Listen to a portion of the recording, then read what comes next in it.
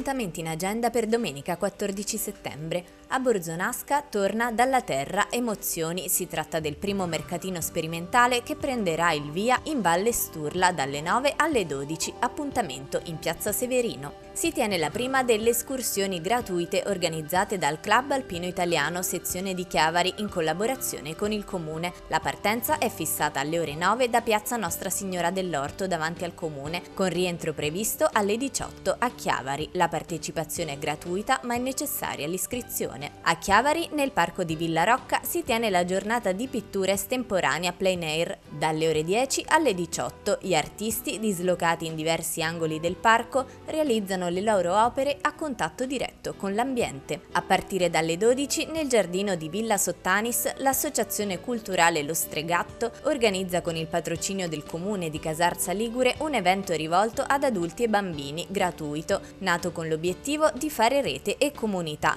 Il primo pranzo dei vicini in cui ognuno porta qualcosa da condividere. Torna la tradizionale festa Doluetto in Val Graveglia, esattamente in località Reppia di Ne. Alle ore 12 apertura manifestazione, stand gastronomici, mercatino agricolo e artigianale. Si conclude a Cogorno la festa dei perdoni e dei perdonetti, in occasione della festa della Santa Croce con il palio del gatto fliscano dalle 14 alle 18. Alle ore 18:30 al Forte di Santa Tecla a Genova è in programma lo spettacolo per famiglia a ingresso libero Dolce Terra della compagnia Liberi Tutti. Appuntamenti in agenda per lunedì 15 settembre. L'Opera Madonnina del Grappa di Sestri Levante presenta 10 incontri di catechesi sulla fede dal titolo Io credo, ragioni per credere oggi, inizio alle ore 9:30. La Società Economica di Chiavari apre un museo alla moda, una mostra originale che intreccia arte e moda in programma fino al 28 settembre alla quadreria di Via Ravaschieri numero 19. L'iniziativa nasce all'interno del ciclo Arte in Economica 2025,